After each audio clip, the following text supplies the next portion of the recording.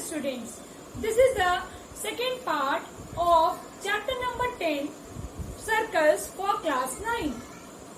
Now the topic which we are going to discuss, the topic is angle subtended by an arc of a circle at the center and at any point on the remaining part of the circle.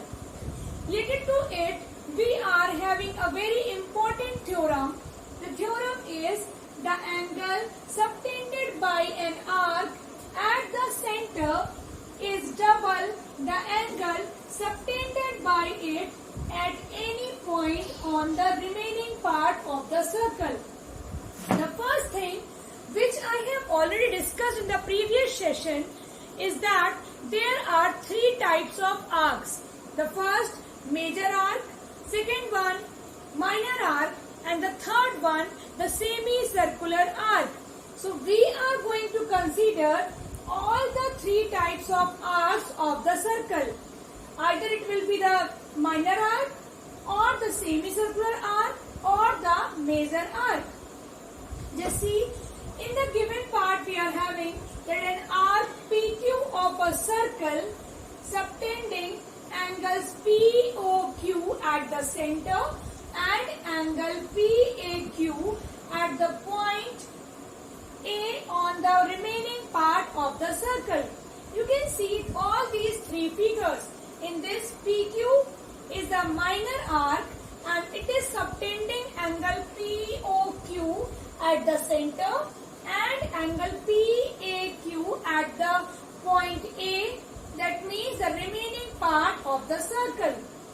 In the second figure, PQ is a semicircular arc and it is also subtending angle POQ at the center and PAQ at point A. In third part, PQ is the major arc and it is subtending angle POQ at the center and an angle PAQ at point A, that means the remaining part of the circle. If we just go through these things, we have to prove that angle POQ, that means the angle subtended by the arc at the center, is double, means 2 times of angle subtended by it at any point on the remaining part of the circle. So we have to prove that angle POQ is equal to twice of angle PAQ. From the figure, you can simply see that I have done one construction. The construction is we are joining A to O and extending it to point B. So construction is joining AO and extending it to a point B. When we extend it, you have already studied a theorem that an exterior angle of a triangle is the sum of its two opposite interior angles. Means if we take this triangle, in all the three cases, if we take triangle AOQ, so for triangle AOQ, angle BOQ is working as an exterior angle. So angle BOQ will be equal to angle OAQ plus angle AQO. Here you can see that this OA and OQ are representing the radii of a circle. So for this, we will be getting that the angles will be equal because the angles opposite to equal sides are equal. So that's why angle OAQ will be equal to angle AQO. After this, we are getting that angle BOQ. Here we have written BOQ is equal to angle OAQ plus angle AQO. But as these two angles are equal, it means that angle BOQ will be equal to 2 times of angle OAQ. Similarly, we will be getting angle BOP. Angle BOP will be equal to 2 times of angle OAP. From these two equations, if we add these two equations, so we are getting that angle BOQ plus angle BOP, that is angle POQ. So angle POQ will be equal to 2 times of angle OAQ and angle OAP. If we add, we will get angle PAQ. Here we have proved that angle POQ is equal to 2 times of angle PAQ. But only consider the third figure. The first and second figure, they are giving you that angle which we are having, that is equal to POQ is equal to 2 times of PAQ. But in the third one, we are having the major arc PQ. So the angle which we are getting here, angle POQ, is the reflex angle. So we will write in third case, reflex angle POQ is equal to twice of angle PAQ. So here we have proved this theorem that the angle subtended by an arc at the center is double of the angle subtended by it at any point of the remaining part of the circle. This theorem is very important. Now our next theorem is that the angles in the same segment of a circle are equal. Here you can see in the figure, we are having a circle with center O. PQ is an arc and it is subtending angle POQ at the center and angle PAQ, angle PBQ. These two angles are at points A and B respectively. We have to prove that angle PAQ is equal to angle PBQ. Now see, in the proof, what we have to do, in the proof, the previous theorem which we have done, that is the arc subtending, the angle subtended by an arc at the center is double the angle subtended by it at a point in the remaining part of the circle. So it will be, we will be getting it as that angle POQ, this angle POQ will be double of angle PAQ, and in the same way angle POQ will be double of angle PBQ by the same theorem. So if the angle POQ is equal to 2 times of angle PAQ and angle POQ is 2 times of angle PBQ, so from both the conditions, from both the equations, we are getting that 2 times of angle PAQ will be equal to 2 times of angle PBQ. If we simplify them, if we solve them, so we are getting that angle PAQ is equal to angle PBQ. So we have proved the theorem that the angles in the same segment are equal.